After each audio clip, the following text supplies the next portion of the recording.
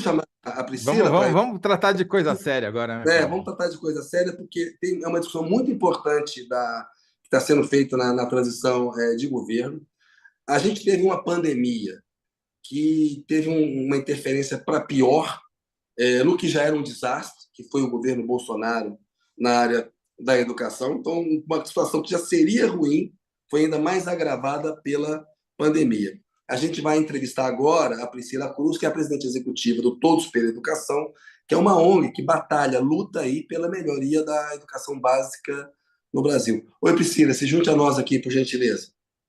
Boa Boa noite. noite, Toledo, Kennedy. Bom estar com vocês. Gostei, hein? Falar de coisa séria, não falar de educação. Porque o resto é só fumaça, né, Priscila? Relatório da defesa, pelo amor de Deus.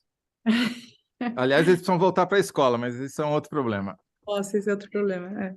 Ele, o Priscila, Moro também. Tem um tweet do Moro muito bom hoje, rapaz, sobre o Senado. Ele não acerta uma no português. Ô, Priscila, faz alguma coisa pro Moro.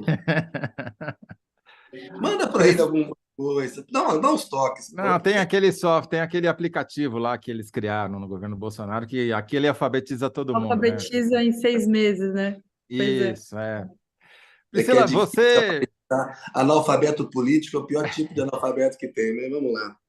Olha Priscila, Beleza. só. você participou essa semana da reunião, uma reunião em São Paulo, você vai poder descrever para a gente, mas pelo que a gente soube, tinha mais de 40 representantes aí da sociedade civil, com representantes do governo eleito, para discutir quais seriam as prioridades, quais devem ser as prioridades na área educacional de política pública, né? Muito mais importante ficar discutindo cargos e salários e nomes, etc., é o que precisa ser feito.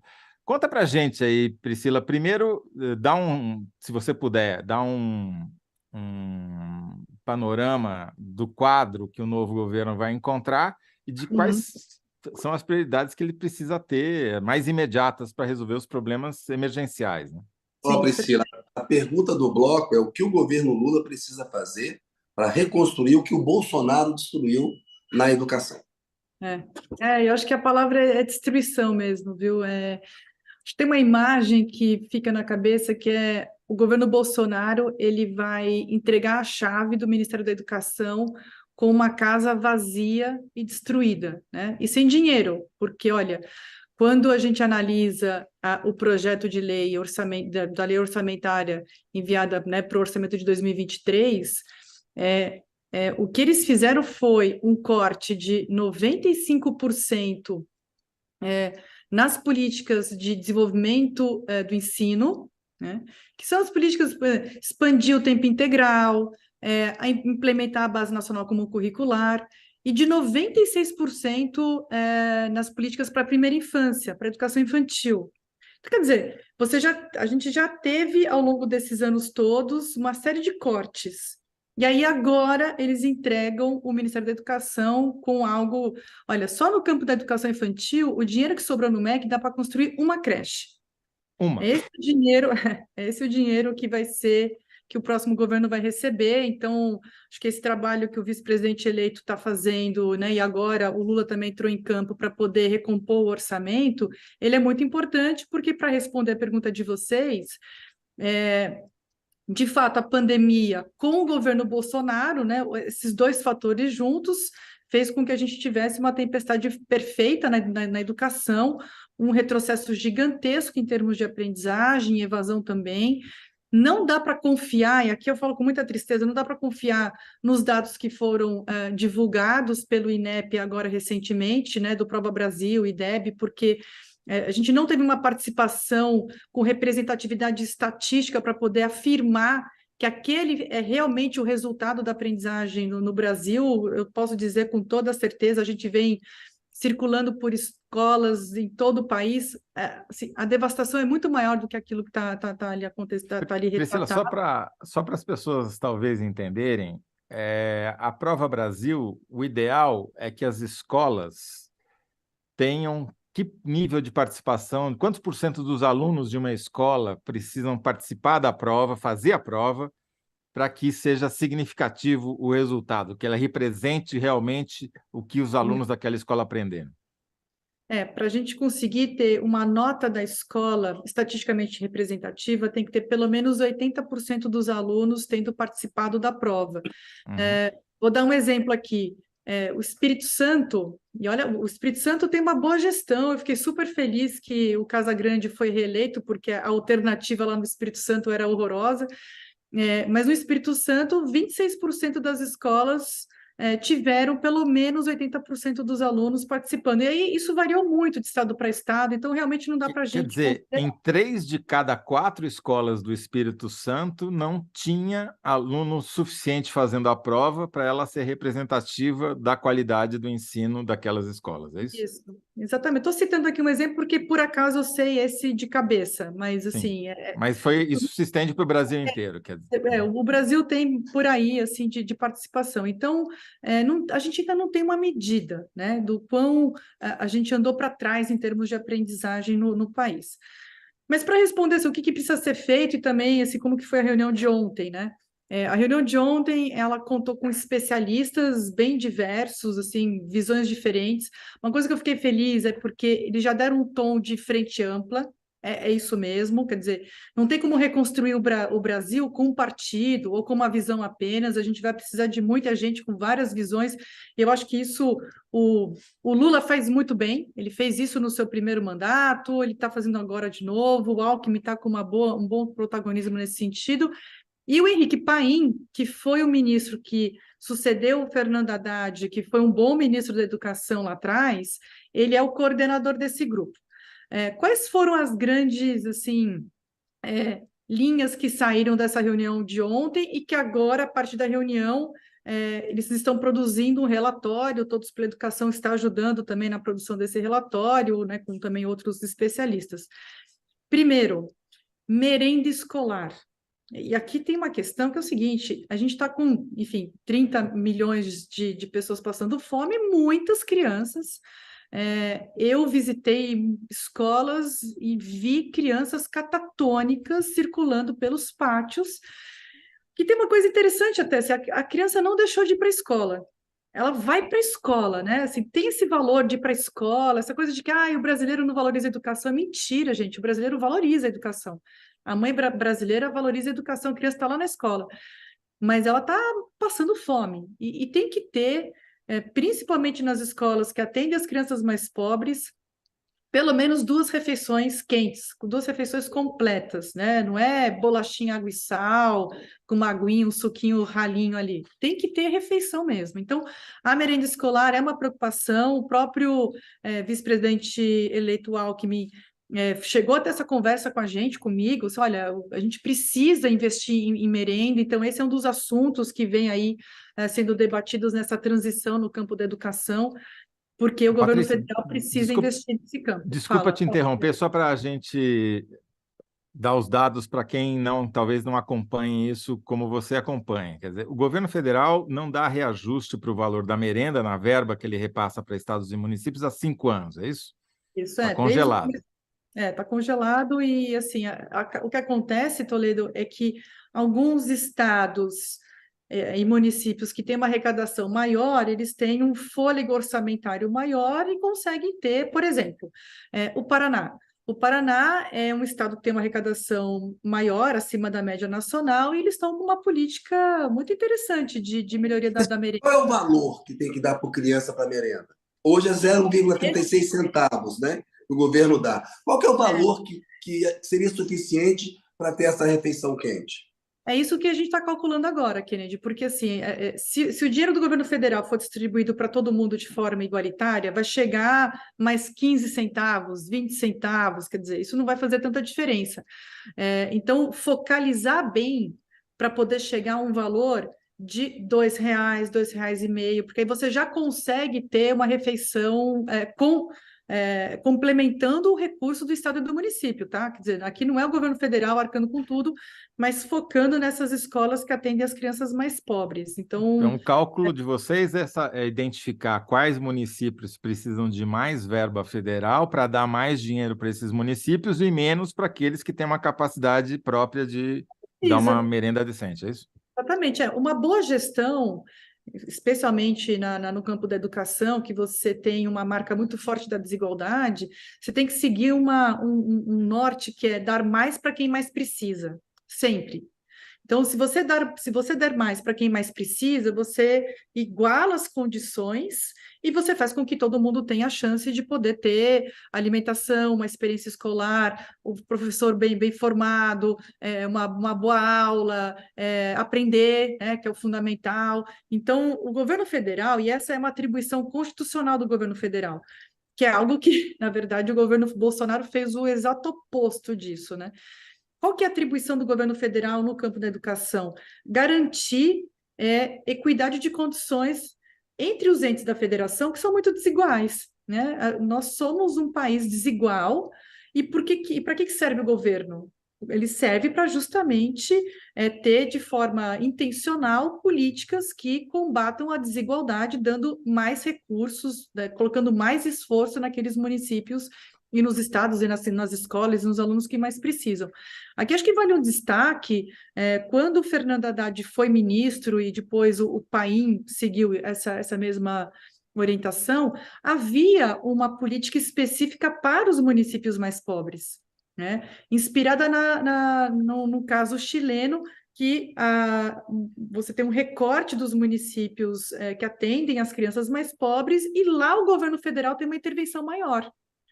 Porque, por exemplo, você tem municípios no interior de São Paulo, que é super rico.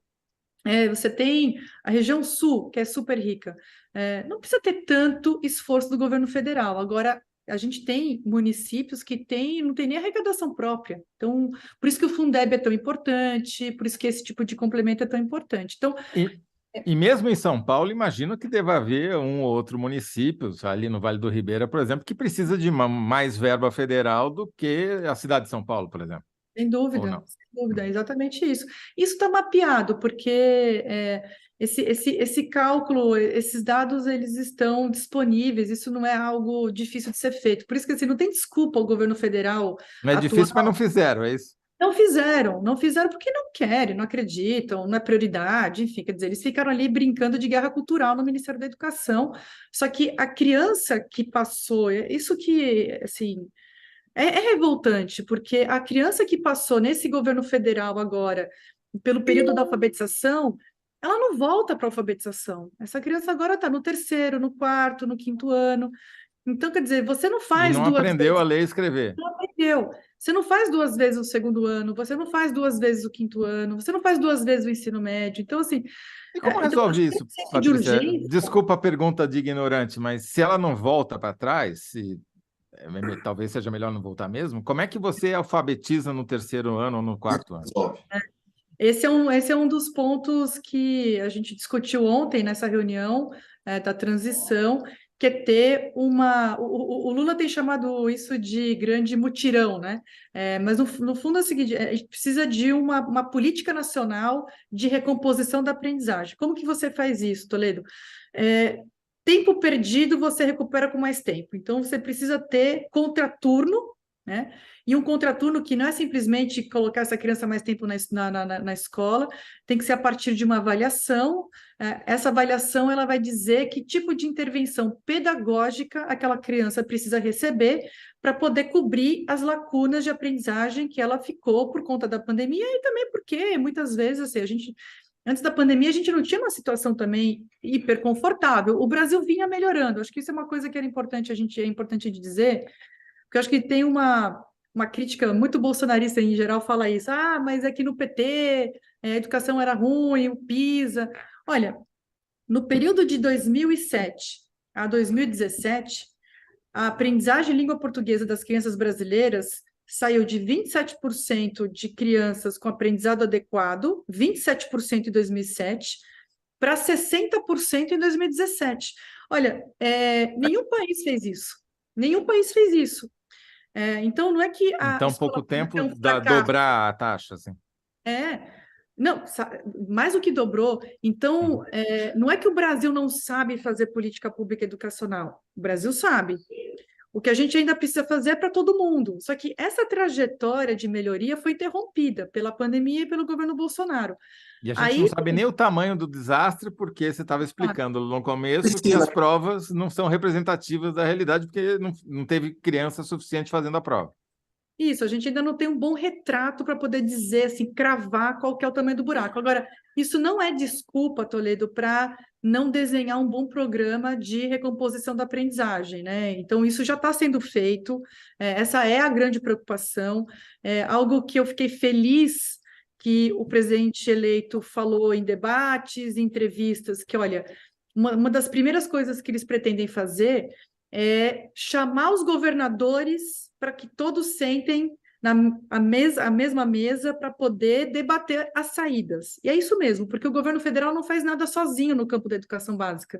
Ele faz via governadores e prefeitos. Então, essa atitude de vamos trabalhar juntos é algo muito importante e, assim, premissa para qualquer política federal no campo da educação básica.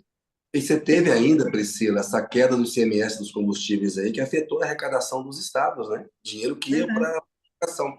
É impressionante o estrago. Quando você fala que eles ficaram fazendo guerra cultural, você pode dar exemplo do que o Bolsonaro fez para destruir a educação brasileira? Por que ele foi tão ruim como governante? Sim. Bom, primeiro, assim, o desmonte de alguns programas que eram muito importantes e que estão, assim, explicam os avanços que aconteciam antes do governo. Por exemplo, a indução para a expansão do tempo integral, né? O Anísio Teixeira falava, né, olha, a perversidade brasileira é a escola de 4 horas. Isso é algo muito assim. No Brasil, a gente tem escola de 4 horas e a gente normalizou isso. Quer dizer, normal, a criança fica lá 4 horas, volta para casa e tudo bem. Isso não é realidade no mundo, gente. Isso não é chamado de escola no resto do mundo. Assim. Escola não é de 4 horas. Escola tem 7 horas, 8 horas. Então, quer dizer, você ter a educação integral é algo fundamental.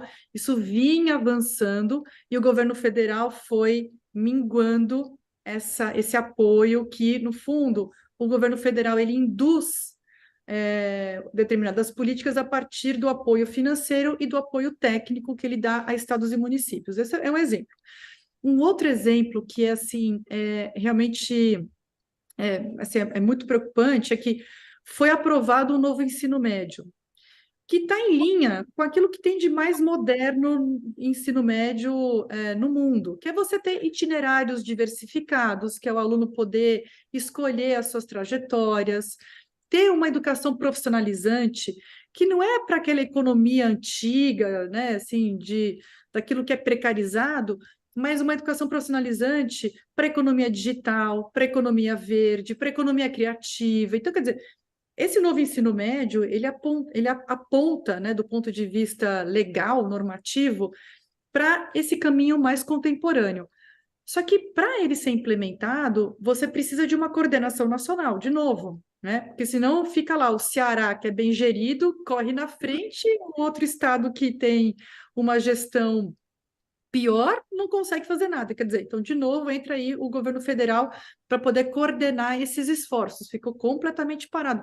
Inclusive, o Enem, que é um instrumento importante para você poder induzir também toda essa mudança no ensino médio, não mudou nada, né? Então, quer dizer, você precisa fazer mudanças no Enem que reflitam essa mudança dos itinerários do ensino médio. A implementação da Base Nacional Comum Curricular, tem assim, o banco de itens, é uma questão mais técnica, mas para você poder fazer avaliação de larga escala, você precisa ter um banco de itens. Itens são as questões das provas, né? A gente chama de itens.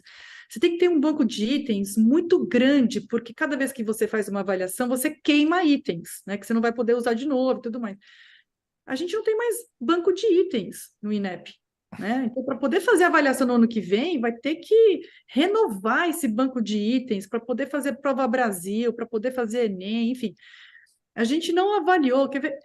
Eu vou te dar, acho que o dado que para mim é assim, o dado mais grave do governo Bolsonaro na educação. O governo federal, ele é responsável pelo ensino superior, né? Pela Constituição Federal, assim, aquilo que é responsabilidade direta do governo federal é ensino superior.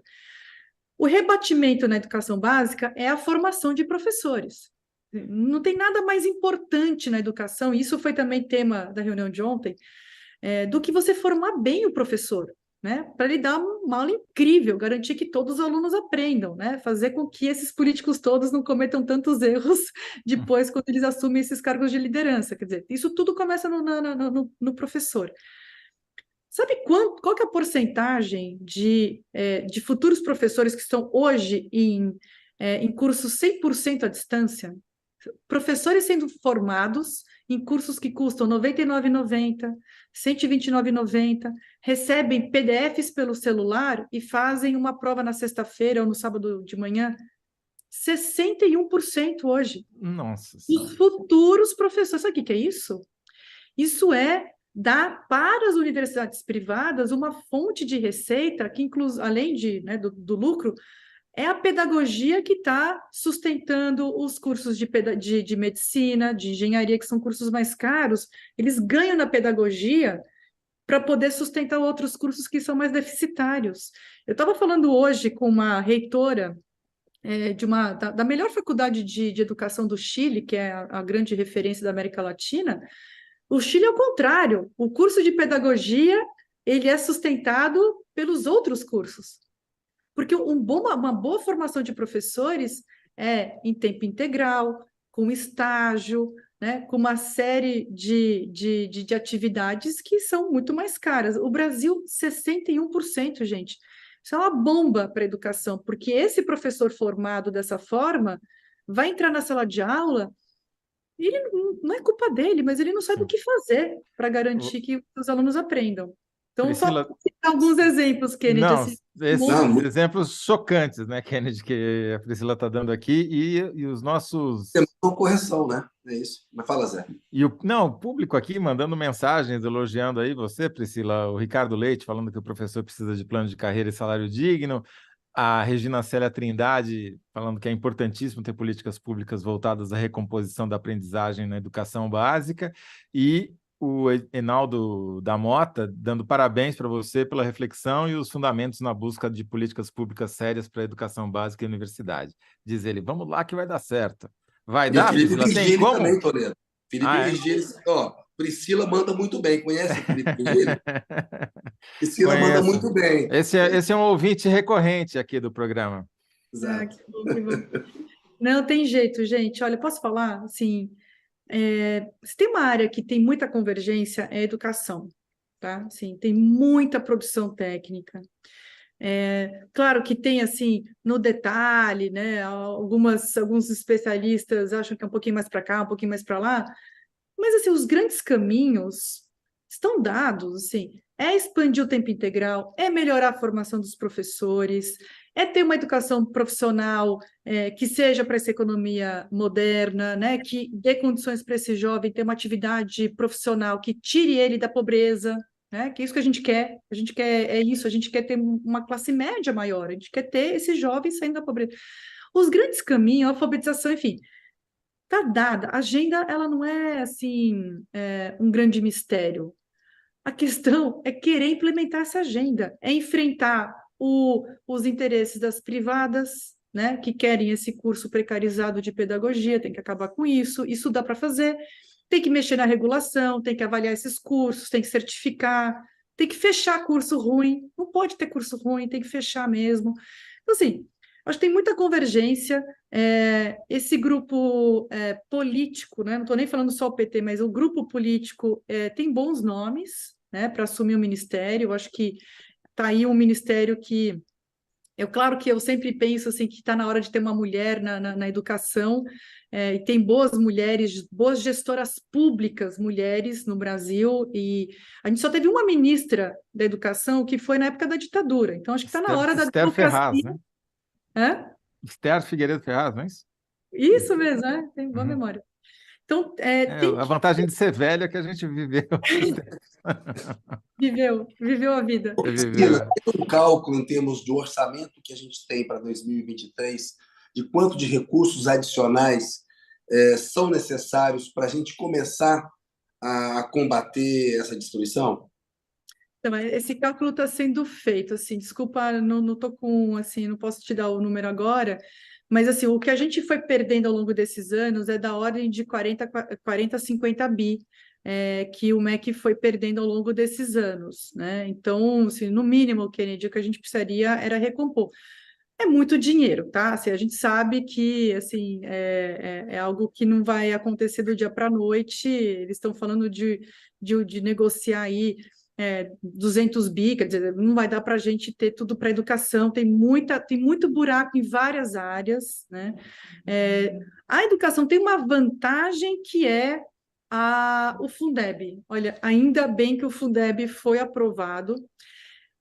A revelia desse governo, né, na época o Weintraub era o ministro, atrapalhou muito, mas aí eu acho que a gente precisa fazer mesmo um reconhecimento da importância do Rodrigo Maia, né, que era o presidente da Câmara naquela época, e que enfrentou Ministério da Economia que não queria, o Ministério da Educação que não queria, a presidência que não queria, e o Fundeb foi aprovado, um instrumento muito poderoso de distribuição de recursos da educação e que está fora do teto, né? Então tem essa vantagem que ele não está dentro do teto, então ele tem um pouco mais de flexibilidade, dá para. Agora, eu acho que a gente precisa ser assim, generosos com os próximos anos, tá? Assim, acho que a gente não pode perder o senso crítico, acho que a gente tem que cobrar políticas e tudo mais, mas a gente tem que entender que esse governo vai assumir uma casa muito esburacada. Então, assim, acho que tem que ter paciência. Esse orçamento ele vai ser recomposto na medida do possível nos próximos anos. Tem muita medida que também é possível ser feita que não é tão demandante do ponto de vista de recursos, por exemplo, regular os cursos de pedagogia, implementar um currículo. Quer dizer, aqui a gente não. Assim, acho que tem muita coisa que pode ser feita. Que não Que depende de dinheiro só, né? Isso, que, sabe, e que dá para entrar forte logo no começo desse mandato. E é isso, assim, eu acho que dá para ter esperança, só da gente voltar a falar de política educacional, parar de falar de homeschooling, de militarização da educação das escolas, quer dizer, só De da gente perder tempo, né?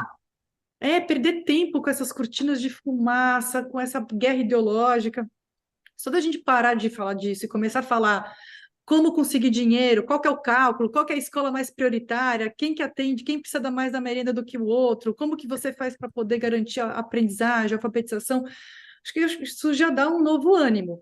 Não vai ser fácil, não vai ser fácil, os resultados não virão imediatamente, acho que a gente tem que também controlar a ansiedade, não virão, porque foram muitos anos de desmonte, tem que reconstruir o INEP, o FNDE, o FNDE, que é o Fundo Nacional de Desenvolvimento da Educação, né, que distribui os recursos.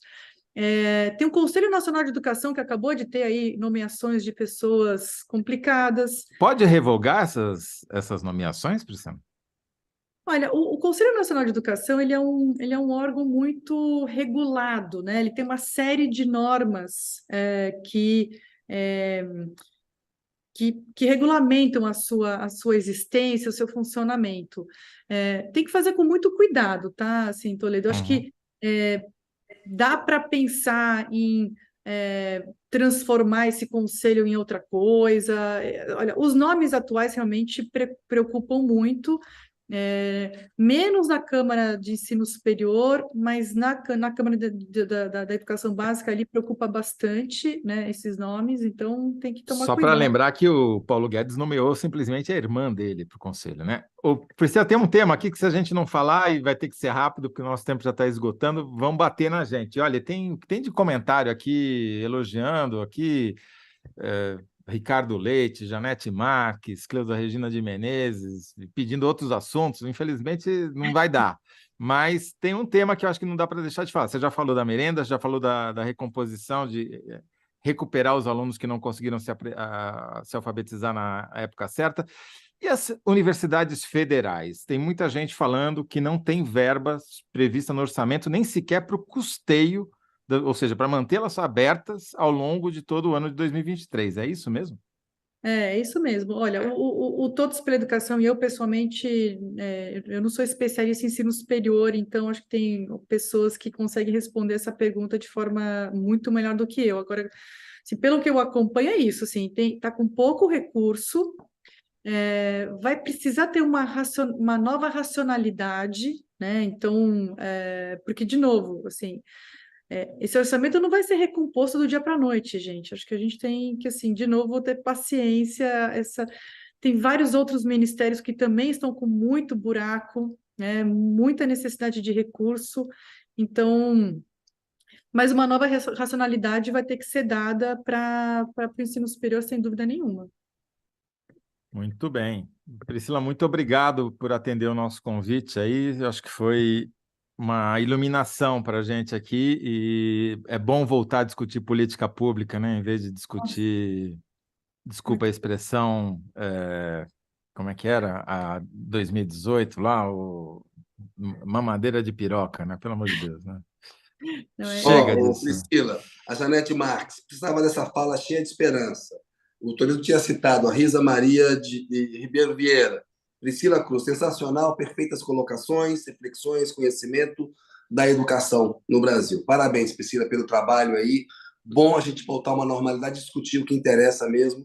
Uma honra ter falado com você aqui. Parabéns pelo trabalho, viu? Super bom, e assim, eu acho que a principal mensagem que eu queria deixar aqui para vocês, né, para todos que estão aqui assistindo a gente, é que dá para fazer, sabe? O Brasil sabe fazer educação pública, a gente tem uma série de bons exemplos, a gente tem o Ceará, a gente tem Pernambuco, a gente tem Espírito Santo, a gente tem Londrina na educação infantil, a gente tem Coruripe, que faz um trabalho espetacular, a gente tem Teresina, que é a melhor capital da educação brasileira entre as 27. Assim, o Brasil sabe fazer. Eu acho que se a gente tiver uma gestão séria, baseada em evidências, naquelas políticas que já se consagraram como aquelas que trazem bons resultados, né? A gente passar a falar de política pública e deixar de falar de mamadeira de piroca, de ideologia de gênero, essa bobajada toda, o Brasil embica bem e vai, acho que a gente tem que ter paciência, porque os resultados, né, virão, né, não virão imediatamente no ano que vem, gente, acho que é isso que é importante, e trabalhar muito, apoiar, trabalhar junto, e fazer com que dê certo, porque senão, sem educação de qualidade, a gente não vai conseguir ter esse país que a gente tanto quer, né? Então, é isso. Obrigada. Agradeço Obrigado a todo você. o Falou espaço. e disse. Obrigado, Priscila. Valeu Tchau, mesmo. tchau. Valeu. Ô Zé, vamos voltar ao nosso tema aqui, ó, a enquete, né? Você, mais uma vez, foi vencedor, Toledo. 54% acharam que você deu a melhor resposta à nossa pergunta sobre as reuniões do Lula com o Minha Congresso. margem já foi maior, viu, Já foi maior. Kennedy? Já foi maior, está diminuindo aí, está apertando a diferença. Público, 45%. A resposta foi contragolpe de golpe que não veio. E é isso mesmo o que aconteceu, porque é um terceiro turno que o Bolsonaro foi cada vez mais se enfraquecendo. Ô Zé, nós temos aqui, ó, primeiro tem a nota do Ministério da Defesa e uma nota do TSE. E aconteceu aquilo que a gente estava falando. Vamos lá para a nota do Ministério da Defesa. Deixa eu achar aqui.